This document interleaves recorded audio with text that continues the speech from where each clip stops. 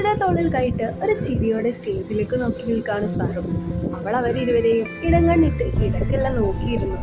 എന്തോ ഇടയ്ക്ക് ഫറുവിന്റെ കണ്ണുകൾ തനിക്ക് നേരെ തെന്നി വീഴുന്നത് അവളിൽ വല്ലാത്ത അസ്വസ്ഥത നിറച്ചു. എന്തിനാവും അവൻ തന്നെ ഇടയ്ക്കിടയ്ക്ക് നോക്കുന്നതെന്ന് അവൾ സ്വയം ചോദിച്ചു നോക്കി. തനിക്ക് തരാനുള്ള പണി ആലോചിക്കുവാണോ അവനെന്ന് പലപ്പോഴും ചിന്തിച്ചെങ്കിലും ദേഷ്യത്തോടെയോ വാശിയോടെയോ അല്ല അവൻ തന്നെ നോക്കിയത്. അവന്റെ കണ്ണുകളിൽ എന്തോ പ്രത്യേക തിളക്കമുണ്ട്. അവന്റെ നോട്ടം താങ്ങാനാവാതെ അവൾ മുഖം തിരിച്ചു. പിറ്റേ ദിവസം കോളേജിലെത്തിയതും ആദ്യം കണ്ണിലുടക്കിയത് ഫറുവിനെയും ടീമിനെയുമാണ്. ഫറുവിന്റെ ഷോൾഡറിലൂടെ കൈ ചുറ്റിയിരിക്കുന്ന ഫാദിയെ ദേഷ്യത്തോടെ ഒന്ന് ഇടങ്ങാണിട്ട് നോക്കി പോവാനാഞ്ഞതും ഫറു തന്റെ മുമ്പിലേക്ക് കയറി നിന്നിരുന്നു. ഇതിൽ സംശയാർത്ഥത്തിൽ ഫറുവിനെ നോക്കി പുരുകം ചൊടിച്ചു. അത് പിന്നെ എന്തോ പറയാൻ ഉദ്ദേശിച്ച പോലെ നെറ്റി ഒഴിഞ്ഞവൻ തന്നെ അടിമുടി ഒന്ന് നോക്കി. പെടുന്നനെ തന്റെ കവിളിലേക്ക് അവന്റെ ചുണ്ടുകൾ പതിഞ്ഞതും ഒരു ഞെട്ടലോടെ അവൾ അവന്റെ മുഖത്തേക്ക് നോക്കി. അവന്റെ മുഖത്ത് നിറഞ്ഞു നിൽക്കുന്ന പരിഹാസച്ചിരി കാണാൻ നിറഞ്ഞു തുളുമ്പിയ കണ്ണുകളോടെ മുഖത്ത് നിറഞ്ഞ ദേഷ്യത്തോടെ അവൾ അവനെ നോക്കി. ദേഷ്യത്തോടെ അവളുടെ കൈ ഉയർന്നു താഴ്ന്നതും അവൻ കവിളിൽ കൈവച്ച് അവളെ കണ്ണുരുട്ടി നോക്കി. അതേ സമയമായിരുന്നു നൂറ അവരെ കണ്ടതും. ഡേ ഫറുവിന്റെ അലർച്ച ആ ക്യാമ്പസ് മുഴുവൻ പ്രതിധ്വനിച്ചു. എല്ലാവരുടെയും മീകൾ അവരിൽ തറഞ്ഞു നിന്നു. നിറഞ്ഞൊലിക്കുന്ന കണ്ണീർ തുടച്ചു മാറ്റിയവൾ അവനെ തുറിച്ചു നോക്കി. ഇനി എന്ത് സംഭവിക്കുമെന്ന ചിന്തയോടെ എല്ലാവരുടെയും മീകൾ അവരിരുവരെയും തങ്ങി നിന്നു. പെണ്ണെന്നാൽ നിന്നെപ്പോലുള്ളവരുടെ വേണ്ടാദിനത്തിനുള്ളതല്ല, പെണ്ണിനെ ബഹുമാനിക്കാൻ പഠിക്കടോ, ദേഷ്യത്തോടെ പറഞ്ഞവളെ കത്തുന്ന കണ്ണാലെ അവൻ നോക്കി.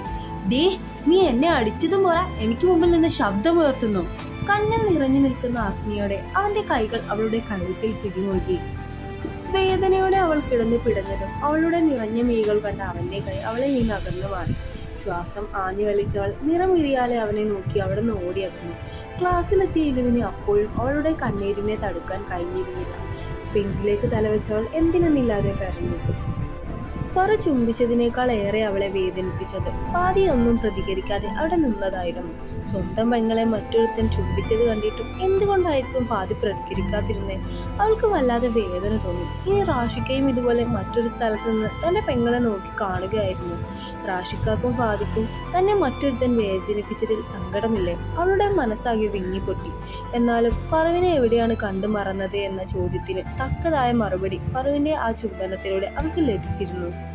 കുറച്ചു കാലങ്ങളായി തന്നെ വിടാതെ പിന്തുടർന്ന സ്വപ്നമായിരുന്നു കോളേജിൽ വെച്ച് ഇങ്ങനെ ഒരാൾ തന്നോട് പെരുമാറുന്നത്. ആ സ്വപ്നത്തിൽ അവ്യക്തമായി ഫറുവിനെയും താൻ കാണാറുണ്ടായിരുന്നു.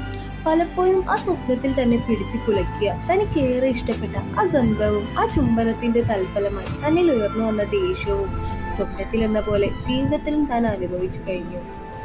ഫറു, നീ എന്ത് വൃത്തികേടാ ഇപ്പൊ കാണിച്ചേ? നിറഞ്ഞ മീകളോടെ ഓടിയകന്ന ഇലുവിനെ ഓർത്ത് കൂട്ടുകാർക്ക് അടുത്തേക്ക് ഇരുന്നത് ഫാദിയിൽ നിന്ന് ദേഷ്യത്തോടെ വന്ന ചോദ്യമാണിത്.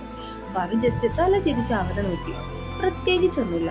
അവളുടെ ആ വെളുത്ത് തുടുത്ത കവിള് കണ്ടപ്പോൾ എനിക്ക് ഉമ്മ വെക്കണമെന്ന് തോന്നി ഉമ്മ വെച്ചു. അതിനെന്ത് വൃത്തികേടാണുള്ളത്? ഒട്ടും കൂസാത്ത രീതിയിൽ ഫറു പറഞ്ഞത് കേൾക്കെ ഫാദിയിൽ ദേഷ്യം മണപൊട്ടി. തനിക്കേറെ പ്രിയപ്പെട്ട സുഹൃത്താണ് ഫറു. എന്നിരുന്നാലും തനിക്ക് അതിനേക്കാൾ ഏറെ പ്രിയപ്പെട്ട തന്റെ പെങ്ങളെയാണ് അവൻ കിസ്സടിച്ചത്. ഏത് ആങ്ങളക്കാണ് അത് സഹിക്കുക? അവൻ അവളെ ഉമ്മ വെച്ചപ്പോൾ തന്റെ കാലിനടിയിലൂടെ ദേഷ്യം മരിച്ചു കയറിയതാണ്. ഇരുവിന്റെ നിറഞ്ഞ മീകൾ തന്നെ വല്ലാതെ വേദനിപ്പിച്ചതാണ്. പക്ഷെ എടുത്തു ചാടി ദേഷ്യപ്പെട്ട് അവളെ നെഞ്ചോടടുക്കി പിടിക്കാൻ അറിയാഞ്ഞിട്ടല്ല, എന്റെ ശത്രുക്കൾക്ക് പക തീർക്കാൻ എന്റെ പെങ്ങളെ വലിച്ചെറിഞ്ഞു കൊടുക്കണ്ട എന്ന് കരുതിയിട്ടാണ്. ഫറു, നീ ഓവറാക്കല്ലേ.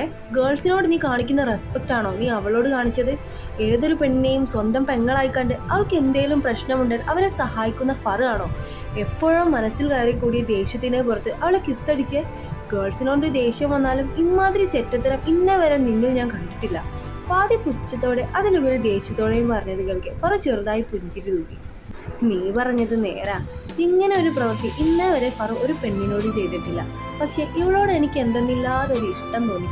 വെണ്ണക്കല്ല് പോലെ വെളുത്തു തുടുത്ത തൊട്ടാൽ ചോര ചീറ്റുന്ന ശരീരവും തക്കാളി പോലത്തെ ഉരുണ്ട കവിളും ആരെയും ആകർഷിക്കുന്ന അവളുടെ കാന്ത കണ്ണും ചുണ്ടിൽ വാരിത്തേക്കുന്ന ലിപ്സ്റ്റിക്കിനെ വെല്ലുന്ന ചുവന്നു തൊടുത്ത ചുണ്ടും അതിന്റെ താഴെയായി ഒരു കുഞ്ഞു കാക്കാപ്പുള്ളിയും പുഞ്ചിരിക്കുമ്പോൾ കവിളിൽ എടുത്തു കാണിക്കുന്ന നുണക്കുഴിയും ദേഷ്യപ്പെടുമ്പോൾ അവളുടെ വെളുത്ത നിറത്തെ മായ്ച്ചു ചുവപ്പ് പടർന്നാൽ കാനം പിടിച്ചു നിൽക്കുന്ന അവളുടെ ആ മുഖം കാണാൻ നല്ല ചേല. എല്ലാം കൊണ്ടും അവളെ കാണാൻ ഒരു പ്രത്യേക ഭംഗിയുണ്ട്. പോരാതെ അവളുടെ പേരും എൻ്റെ ഹൃദയത്തിൽ തറച്ചുപോയി. എന്തോ എനിക്ക് അവളെ ഒരുപാട് ഇഷ്ടമായി. ആ ഇഷ്ടത്തെ ചെല്ലപ്പേരിട്ട് പ്രണയമെന്ന് വിശേഷിപ്പിക്കാൻ പറ്റുമെന്ന് എനിക്ക് അറിയില്ല. പക്ഷെ ഒന്നറിയാം, അവൾ എനിക്ക് പ്രിയപ്പെട്ടവളാണ്. ഇന്നെൻ്റെ ഹൃദയത്തിൽ അവൾക്ക് പ്രത്യേകമായി വലിയൊരു സ്ഥാനമുണ്ട്. കണ്ണുവിടർത്തി ചുണ്ടിൽ ചെറു പുഞ്ചിരിയുമായി തൻ്റെ പെങ്ങളെ വർണ്ണിക്കുന്ന ഫർവിനെ കാണെ ഫാദിയുടെ ദേഷ്യമെല്ലാം ആവിയായി പോയിരുന്നു. ഫാദി കണ്ണു വിടർത്തി ഫർവിനെ നോക്കി. തൻ്റെ പെങ്ങളെ ഫർവിന് ഇഷ്ടമാണെങ്കിൽ അവളെ അവൾക്ക് നൽകുന്നത് ഫാദിക്ക് സന്തോഷമുള്ള കാര്യമാണ്. പക്ഷെ ഇരു തിരികെ ഫർവിനെ പ്രണയിക്കുമെന്ന കാര്യത്തിൽ ഫാദിക്ക് ഒരു വിശ്വാസവുമില്ല. അല്ലേലും നിനക്ക് പറ്റിയ പെണ്ണ അവള്, നീ ഒന്ന് പറഞ്ഞ തിരിച്ചവൾ 10 പറയും. അവൾ വന്ന അന്ന് തന്നെ തന്നെയും ഗൗരിയെയും നാണം കെടുത്തിയത് ഓർത്ത് പ്രണവ് പറഞ്ഞത് പറവൊന്ന് ഊറിച്ചിരിച്ചു. പെണ്ണായാൽ നാക്കിന്റെ നീളം കുറച്ച് കൂടുന്നത് നല്ലതാ, പക്ഷെ അവൾ എന്റെ നേരെ കുറിച്ച ആ നാക്ക് ഞാനങ്ങ് പിഴുതെടുക്കും.